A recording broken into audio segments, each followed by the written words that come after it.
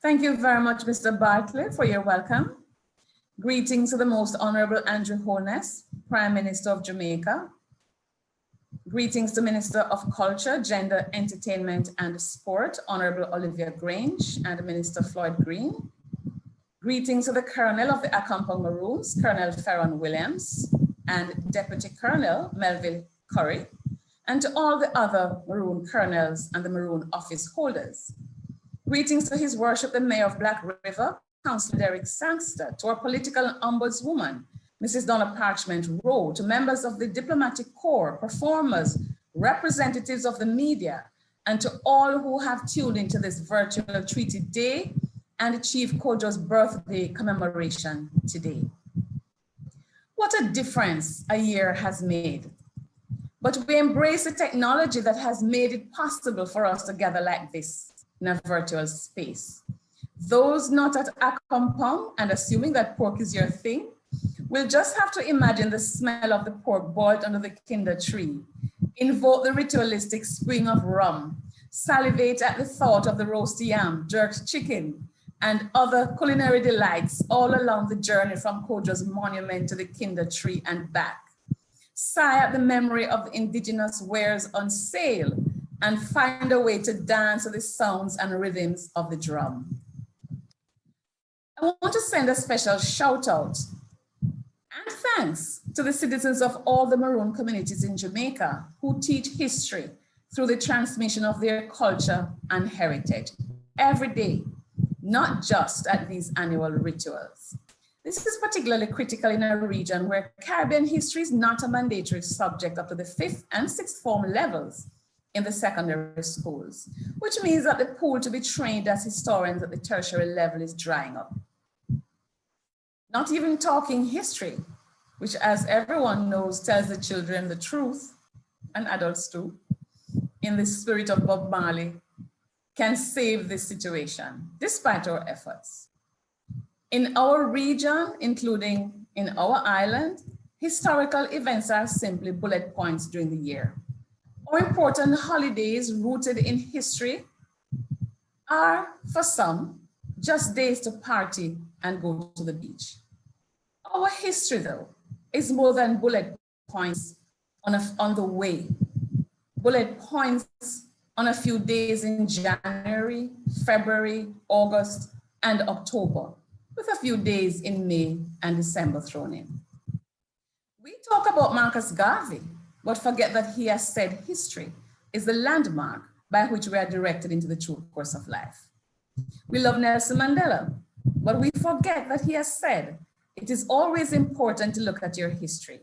You cannot really be proud of yourself if you do not know your history.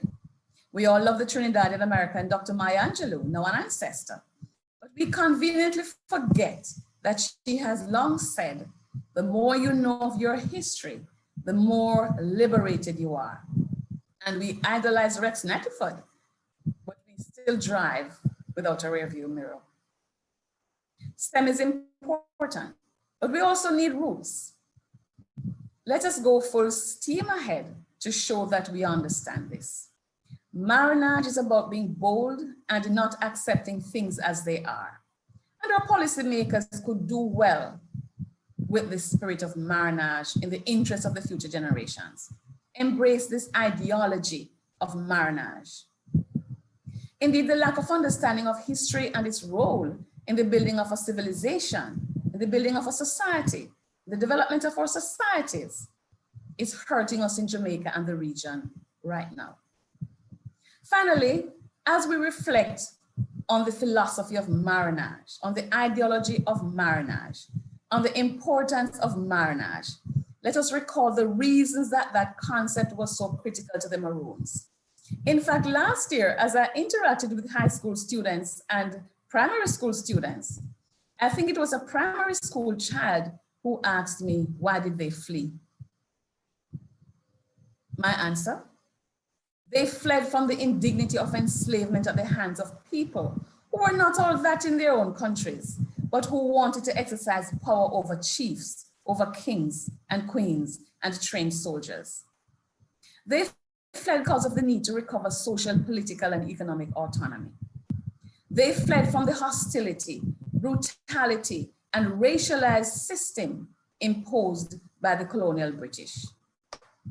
They fled because they were tired of seeing their women raped, their children sold away from them, their families broken. They fled because of the extreme brutality of people who called themselves Christians and took communion mostly in the Anglican Church, some regarded by their peers as respectable, like that wicked Thomas Tisselwood from Lincolnshire in England. But those same people flogged, raped, tortured, hanged, and dismembered anyone who dared to make a bid for freedom. They fled the consequence of cultural genocide, names changed from African to English, drums silenced, rituals disrespected, icons denigrated. They fought and they fled because they wanted to recover their culture. And they waged a war to get to live in spaces where they could be what they wanted to be. And they won the war. In the end, the British had to cry Cree, as we say in Jamaica, to ask for a cessation of hostilities. So let us not be fooled into thinking that what today represents is a mutual British Maroon celebration. If we are honest, we will admit that the terms of the treaty were imposed on the victors, just like in Haiti, where the French extracted a crippling compensation package from the victors. In the case of the Maroons, not all of those terms were honored, which is why some years ago, one of the Maroon colonels shocked the world by calling for reparation, for compensation from the British for unfulfilled terms of the treaty. So even as we kin teeth the cover heart bun and visit each other's countries and communities, we know that we have a lot of reconciliation to do. Maroons with the British, Maroons with the rest of Jamaicans. And let me pause here to say it is not always easy to say unambiguously, I have no Maroon blood. The British with the Jamaicans who are still suffering from the legacies of their imperialism and historical barbarism. Let us plan before the next January 6th to embark on that process of truth and reconciliation that is so vital to lasting peace and a true friendship. Who should be at the table?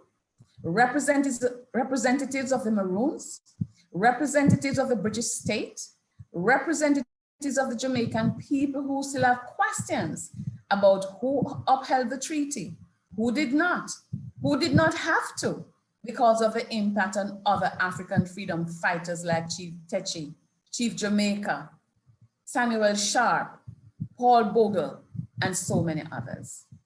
The time for war is over. Thank you very much.